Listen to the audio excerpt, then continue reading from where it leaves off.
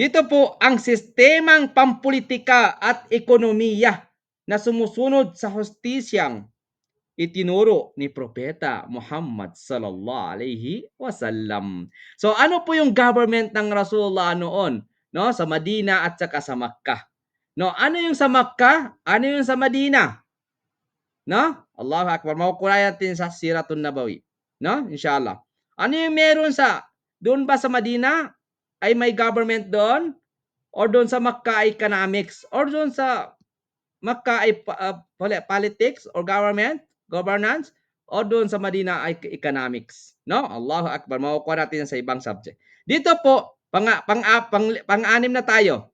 Bayanu dawri thaqafatil islamiyya fil asril hadith. No? Mahalaga ang Islamic culture, no? Papel ng Islamic culture sa makabagong panahon. Ano kaya ang papel? Ano ang daur ng thaqafatul islamiyah fi asril hadith? Fi asrina hada, no? Bayan daur thaqafatil islamiyah fil asril hadith. Papel ng Islamic culture, daur ng Islamic culture sa makabagong panahon. Mahalaga ang Islamic culture sa pagharap sa globalization. Ano yung globalization?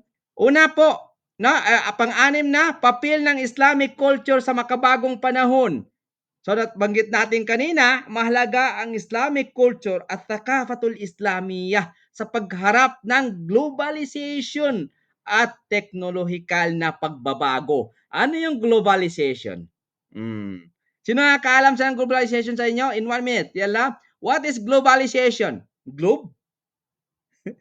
O ano? What is globalization? Yan po ang sinasabi natin yan sa Arabic na aulama. Globalization. Aulama in Arabic. Sino nakakaalam sa inyo ng globalization? Tafadhal, Akh Walid. In 1 minute. Bismillah. Ito po yung bismillah, ito po yung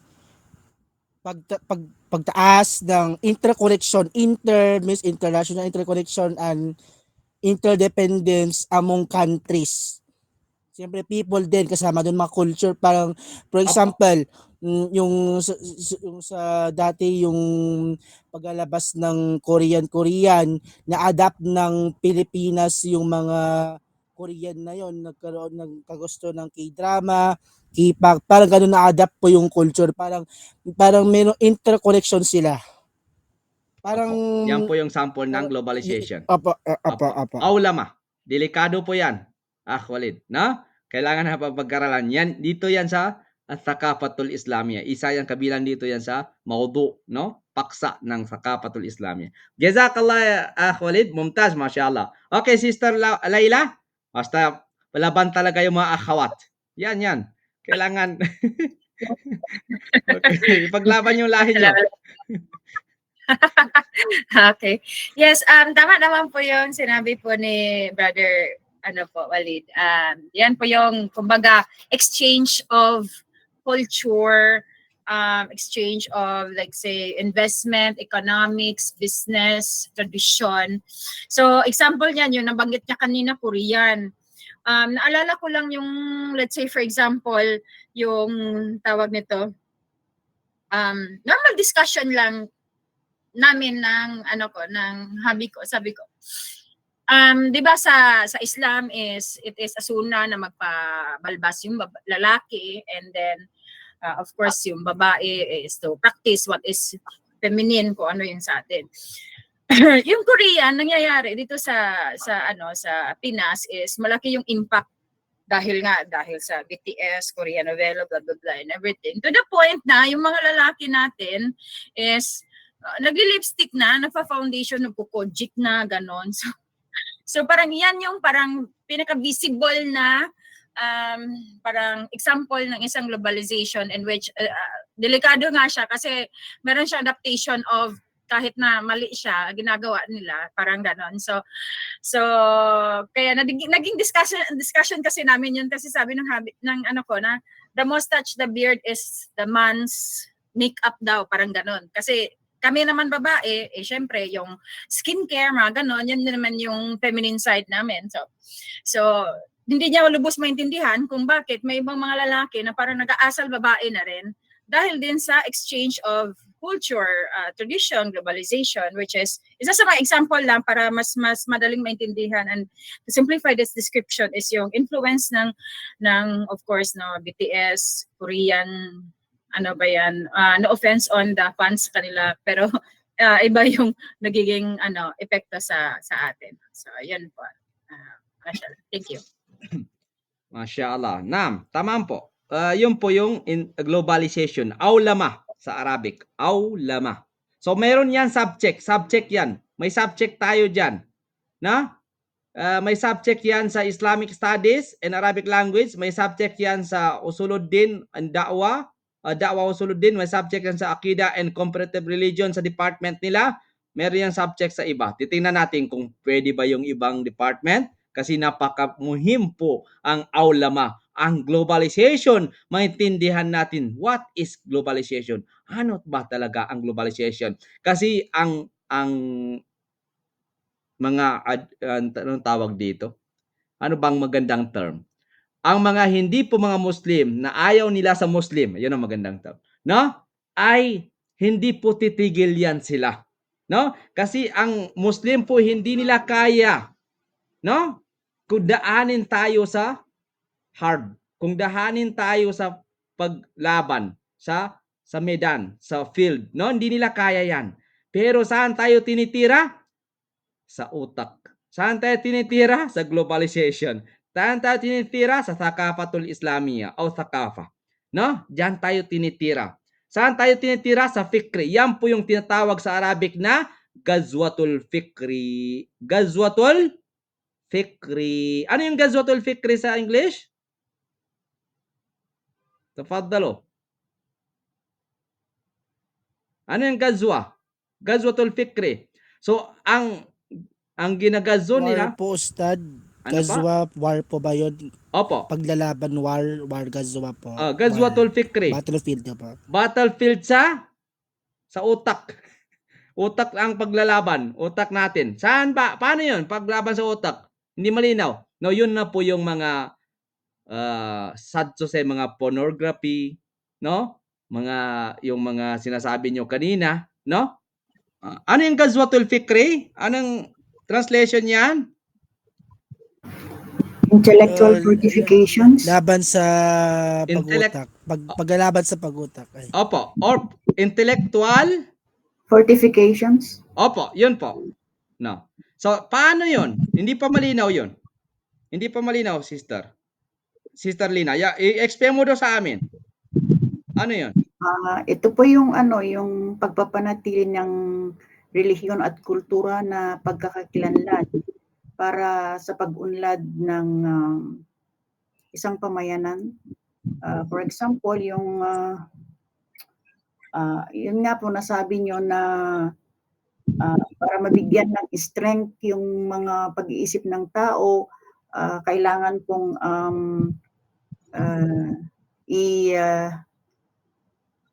ibamahagi lahat yung mga kaalaman natin sa Islam for our strength. Yun nga po, para ma-strength yung mga values natin at yung pagkikilanlan natin. So, yan po yung sa Philippine. Jazakillah khairan, Sister Lina. Yan po yung intellectual na pagsalakay.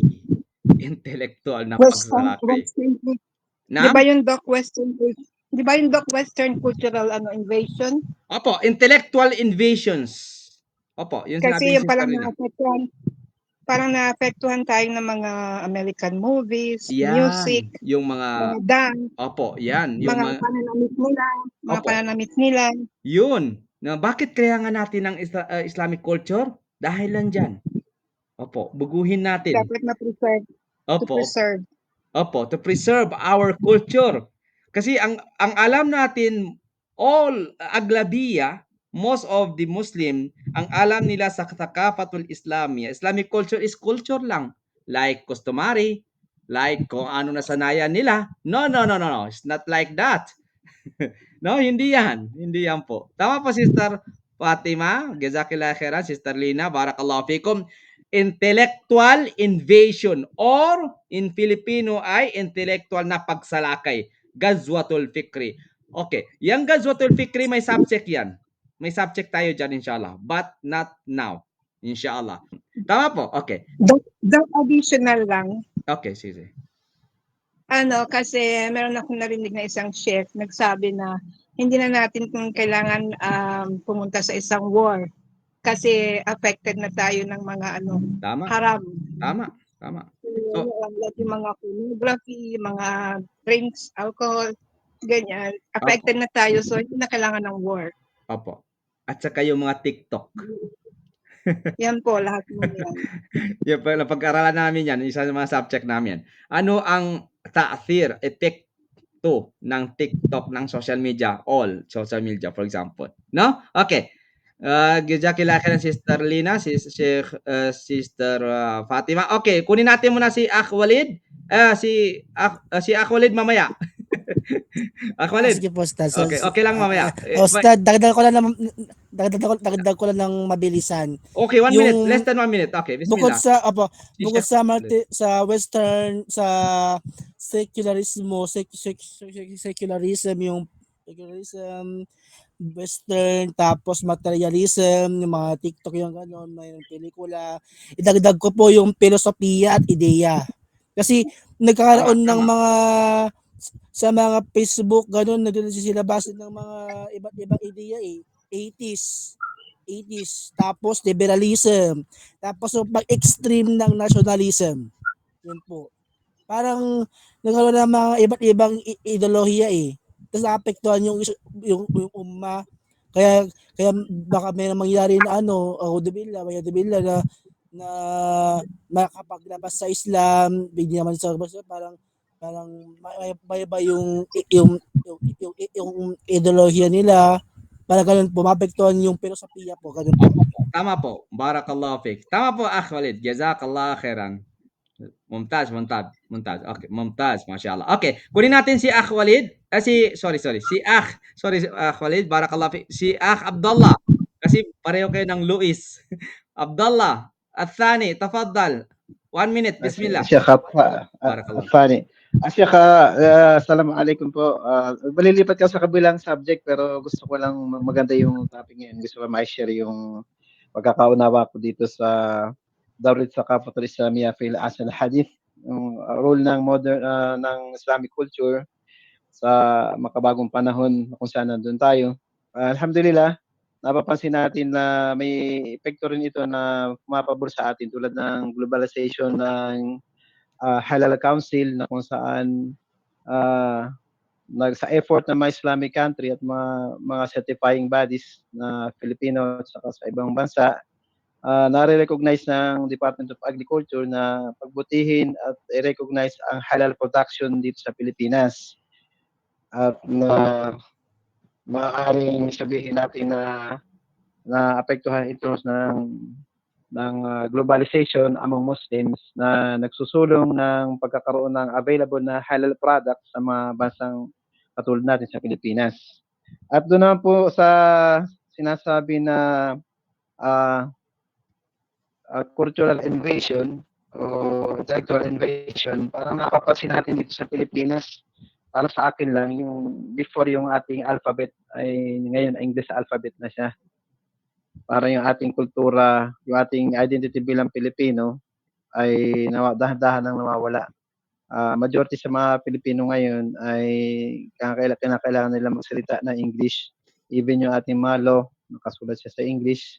Pero alhamdulillah, dahil nga ito ay kaswa, lumalaban din naman yung mga sa Muslim side. Tulad ng recognized na po ng DepEd yung Arabic subject sa mga elementary students, lalo-lalo sa mga lugar na marami ang concentration ng mga Muslim sa Pilipinas. Ayun po lang imaimbag ko ngayon, Sheikh. Alhamdulillah. Barakallahu fik, Sana po Akh malipat po kami sa Akh Abdullah Athani.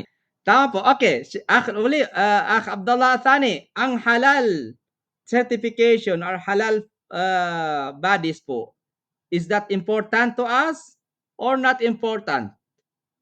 Tafaddal, Akh. Punta tayo sa halal, saglit. 1 minute lang. Akh Luis, is that important to us? Salamat, Sheikh. Okay, bismillah. Yes, Sheikh. Alhamdulillah, very, very important po sa atin na mga Muslim, lalo na sa mga baguhan, na mayroong mga certifying bodies Alhamdulillah. na bibila sa ating mga ulama, sa mga alim natin na nakapag-aral na sila bumubuo ng mga certifying bodies ngayon tulad sa Pilipinas. Meron tayong Philippine Ulama Congress, meron tayong Islamic Dawah Council of the Philippines Isa na ako diyan certifying member, body sila. Sheikh Luis. Isa Alhamdulillah, ako Sharia board diyan. Isa ako Sharia alhamdulillah board Sheikh. at saka sa World Halal Forum. Member ako diyan, Opo. international. Alhamdulillah. Ah, Okay, so tuloy mo. sa pagsisikap ng ating mga kapatid ay recently ngayong taon na ito ay meron akong nabasa na ang Department of Agriculture ay pinupush na nila ang halal production sa Pilipinas upang ma-cater o mabigyan ng serbisyo ang mga Muslim na Pilipino Tama, at mashallah. makapag-export na rin sa mga Muslim na bansa na malapit sa atin. Tama. Barakallahu fiik. Alhamdulillah. Alhamdulillah. So, bakit kailangan natin ang halal food pero hindi ngayon, no? Yung halal bodies. Another yun yan sa usulul fiqh. Pag-usapan natin inshallah. At basta halal at saka haram doon sa kabila. Okay, syukran jazilan Abdullah Athani. Masya-Allah. Okay, syukran jazilan Luis Abdullah Athani. Proceed tayo. Yan po ang bayan. Dawru thaqafatil Islamiyya fi asril hadith. Fil asril hadith. Ano po yun? No, yung nasa banggit ninyo, nandoon yung globalization, nandoon yung teknolohiya na makapagbabago, no? Ay, yung mga teknolohiya na yan, dyan yung cellphone, nandyan yung mga, kung ano makikita mo dyan, no? Mga high-tech na. So, paggamit ng social media, yan ang example natin. At saka binigyan nyo kanina, paggamit ng social media, nandyan yung X. Alam nyo yung X? Okay. Ang X po, alam na nyo, huwag nyong dadagan ng 3 X. No? Iba yon. Iba yung 3 X, iba yung X. Okay. Paggamit ng social media, delikado po pag hindi natin mas distinguish. Paggamit ng social media po para sa da'wa at pagpapakalat ng positibong imahe ng Islam, ay maganda po yon, no? Pero kung ibang ginagamitan, delikado po yon. So, dito po, pagbuo ng digital platforms para sa edukasyon sa Islam. Ano ang role natin dyan? Pagbuo ng digital platforms para sa edukasyon sa Islam. Kagaya na ginawa natin sa Biwang Institute of Islamic Knowledge ay namanpaan natin yung social media. Okay. In short po, the Islamic culture, ang Islamic culture po ay mahalaga upang ipakita ang kasaysayan at contribution ng Ummah al-Islamiyah. Tayong lahat nun, no? Tinatawag na Muslim. Ipagmamalaki or ipagmalaki ang epekto nito. Ipagmalaki ang epekto nito sa kanluran. Alamin ang mga hamon at pagkakamaling nagdaan. No, marami po tayong pagkakamali. Panatilihin ang prinsipyo at moralidad ng Muslim. Itaguyod ang pundasyon ng nakabatay sa Quran at Sunnah. Gamitin ito sa makabagong paraan para sa pag-unlad at da'wah. No? Kayo na po yun. Masya Allah. Barakallahu fikum. Yun lang po ang ahamiyatu thaqafatul Islamiyya. 1 hour na po. Okay, depende sa inyo. I am praying ngayon. 1 hour na. Extend? 30 minutes? Kunin natin yung kan? Masader? Okay. Yalla, itipak muna tayo. Extension or 1 hour na? Okay, 15 minutes. Extend, Ustad. Extend? Extend hanggang 4. Oh, extension tayo? Extension. Extension? Okay. Inshallah. Okay. Sheikh Walid, extension? Wala pong kuryente. Wala kuryente. Okay. Wala po kuryente. I mean hindi po makasaksak. Joke lang po, Ustad, joke lang. Okay, walang problema. So may klase tayo Sister Dean sa Arabic language? Okay lang po, Ustad. Okay lang po sa extension. Okay lang po para mas madami pa kami matutunan, inshallah. Inshallah. Dakika Sister Dean, may klase ba tayo ngayon? Wala, Dok. Ako, Dok, meron akong akida klase mamaya, 9 p.m. Okay, hanggang 4 Exam. lang. Hanggang 4 lang tayo. 27 minutes kunin natin inshallah. So, lahat ng busy after kung sumobra man ng 27 minutes, pwede kayong bumaba. Ang extension ko lang kung sinong matira. Matibay. Okay, kunin natin yan. Well, don't worry, may kwan naman ito. Okay, or hanggang 4 lang tayo. Hanggang 4 lang, inshallah. Okay. Ang maputulan ng kuryente, pasensya na po. Nakakulit. Okay, bismillah. Kung sinong gustong bumaba, time is over. Sa lahat ng busy, pwede na po kayo magbaba. permission granted po. Permission granted. Okay, bismillah. Abdullah Athani. Doon na siya sa kabila. Doon sa Islamic culture, sa Islamic family law, lahat Islamic. Allahu Akbar. So, sino magbasa dito? Sino magbasa? Yalla. Masadir talakkiya at thaqafatul islamiyya. Sino magbasa sa atin? May harakat yan. Sino magbasa? Walid, tafaddal. Okay, bismillah. Kunin mo yan. Bismillah. Talita. Masadiru talaki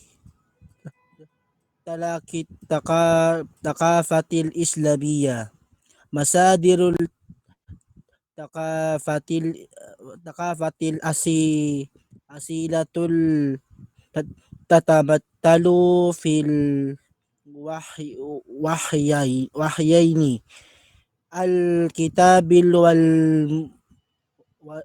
wal mutannati wa masadiro Sunnah. wa masadira Sunnah. Brother. Ay. Al-kitab Wa- wa sunnah. Lakihan natin. Yung hadith. asan na po, Ustad? Hadith. Ito to. Al-kitabi was sunnah wa masadira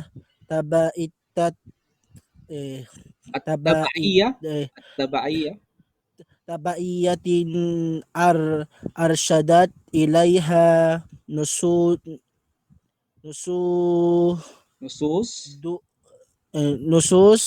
al-kitabi wal sunnati minha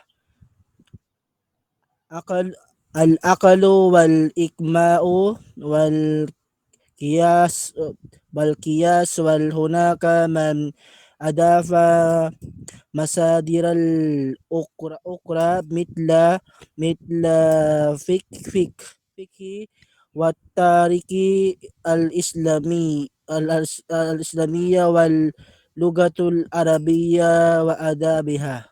Kasi na, Ustad, mabagal po. Nagpa-practice sa paninto ko, Ustad. Opo, walang problema. Nasa po Barakallah. Mumtaz. Walid. Barakallah. Jazakallah khair. Yun po yung PM ko, Ustad. Mamaya pa kung makita niya po, Ustad, yung PM ko po. Okay, titingnan ko. Inshallah po. Titingnan natin yung PM mo, inshallah. Kasi ngayon, hindi natin makita. Barakallah fikum. Okay, bismillah. Yung po yung nasabi niyo dati na tinanong ko kayo na ano ang masadir, ano ang sources ng Islamic culture. So marami po nagsabi sa atin na ijma. Marami nagsabi sa atin na qiyas. Pero ang sagot doon ay al-aql. Okay, kunin natin muna yan.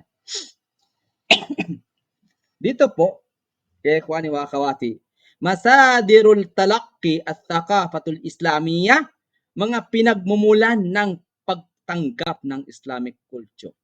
No? Pinagmulan ng Islamic culture, mga masadir, mga sources niya. Saan nagmula ito? Mga pinagmumulan ng asila, no? Pangunahing pinagmumulan, of course, ang dalawang wahi. Ano yung al-wahyain? Yan po yung al-kitab. Pag sinabi natin kitab, na mabasa natin ay yan ay al-Quran. At saka yung isa, as-sunnah. Ang sunnah naman, pag sinabi natin sunnah, mubashara na yan, direct na yan na hadith ng Rasulullah sallallahu alaihi wasallam. Insyaallah po, sa second semester, may hadith wahid po kayo. May hadith one po kayo. Pag sinabi nating wahyin, yung al-kitab wa sunnah, yan po ang unang pangunahin ng pinagmulan ng Islamic culture. Ang dalawang wahyin, Al-Quran at saka Sunnah, sila ang pundasyon ng lahat ng aral at kultura sa Islam. So, pangalawang pinagmumulan po, pag sinabi natin pangalawang pinagmumulan ng Islamic culture, ay tabaiya na yon, hindi na asila. Yan po ang pagkakaiba ng original asila at saka tabaiya, no? At tabaiya, yung tabaiya po yung pangalawang pinagmumulan. Yan po ang ibig sabihin ng tabaiya. Ang asila, pangunahing pinagmumulan, no? Asal. Pangalawang pinagmumulan po ay tabaiya, mga batayan itinuro ng Quran at Sunnah tulad ng akal, isip. Makukuha natin. Ano bang ibig sabihin ng isip? Ano ang definition ng isip? Lugatan wa istilahan. Linguistic and terminology. Terminology or terminolohika or terminolohiya. Anong ibig sabihin ng isip? Anong ibig sabihin ng akal? Doon yan sa Friday subject natin. Ano yan? Yung Introduction to the Islamic Law and Jurisprudence. Doon yan sa kitab natin. Meron yan. Kasulat pa yan. At saka tatalakayin natin doon ang ibig sabihin ng isip. Okay. Al-akal.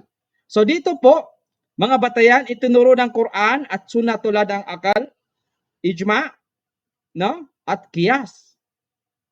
So, may mga nagdaragdag pa. May nagdaragdag pa diyan ng iba. Nandiyan na yung mithal al-fiqh, yung fiqh, no? Yung pinag-aralan niyo ngayon doon kay Dr. Nuruddin. Yung kasaysayan ng Islam, Tarikhul Islam, at saka wikang Arabi at panitikan. Bakit kailangan dito ang wikang Arabi sa Islamic culture? Doon yan sa exam, final exam. Question yan, inshallah. Okay? Barakallahu fikum. So dito po, focus tayo sa tatlong pinagmulan. Ano yung tatlong pinagmulan? Wal hadithu na yaduro alal masdaraini asliyain wal aqal. Focus tayo sa tatlong pinagmulan ito. Dito ang talakayan na nakatuon sa tatlo. Talakayan natin na nakatuon sa tatlo. Ano yon? Al-Quran.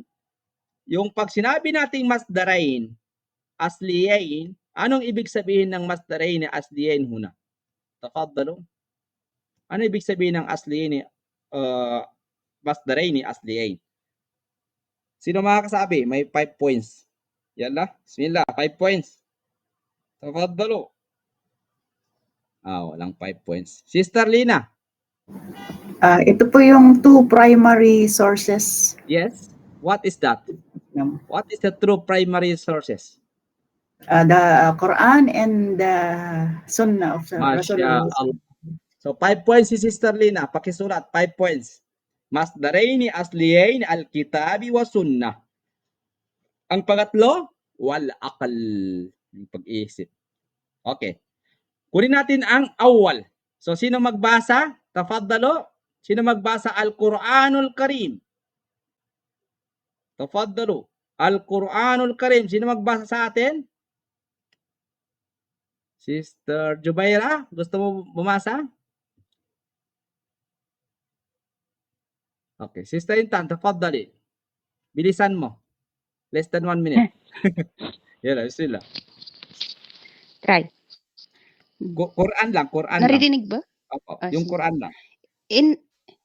Innal Quran al-Karim kitabul munazzalu min indallahi ta'ala ala nabiyya Muhammad sallallahu alaihi wasallam lihadayatil bashariyati islahi hayatil fardi wal jama'atil muslimati fi jami'il manahil hayati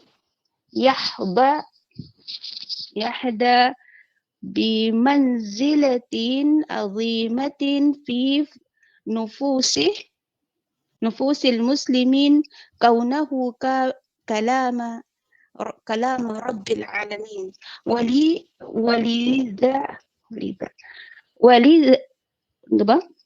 ولذا فهو مصدر الأول للثقافة الإسلامية لأنه مصدر الأول الإسلامي قد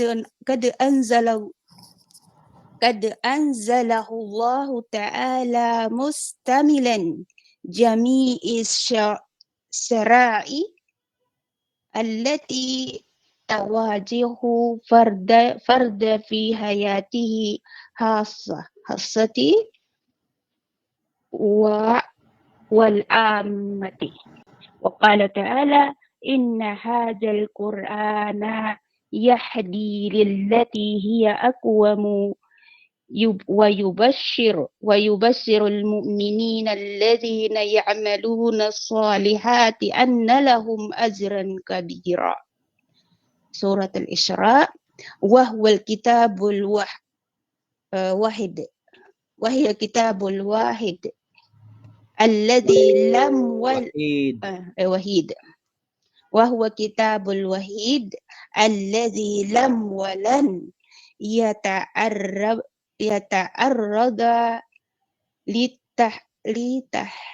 لتحريف. لذا فإن أحكامه هي أحكام الصحيحة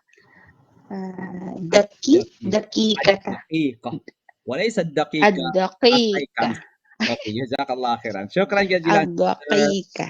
Intan Masya Allah Okay, mumtaz dakika ano ibig sabihin ng dakika dyan yala tingnan yung Luga Arabia delikado ang Luga Arabia every sentence nababago ang kanyang anyo no kaya mahirap po i-translate natin na word by word hindi pwede. So, ang kukunin natin dito, ang explanation natin niya, ikhwani wa akhawati, dyan sa Al-Quranul Karim, sa binasa ni Sister Intan, yung fikrah na buo. Hindi natin kayang i-translate yan, i-translate na natin, hindi kaya nyo, no? Kung ano ang napaham natin dyan, kung ano naintindihan natin, yun ang ating ipaliwanag today. Barakallahu fikum. Ad-dakika huna, walay sa dakika as seconds. Kam dakika? Sabi ng Arabo, kam dakika? Dakika wahida, dakika wahida. 30 dakika. 10 dakika, for example. No? Yung mga Arabo sa labas, yung language sa labas. No? Dakika. Ay, dakika. Sinabi ba yan sa Sister Intan? Dakika? Ha? Of course. Sinabi sa iyo? Narinig mo? So, ad-dakika huna laysa ad-dakika. Bima'na tadununa ammatan nas. Okay. Bismillah. Dito po ang Quran ay kabilang pinagmulan ang Quran pa ay bilang pinagmulan na una number 1 ang Quran. Number 2 sunnah. Yan po yung al-masdaraini asliyain.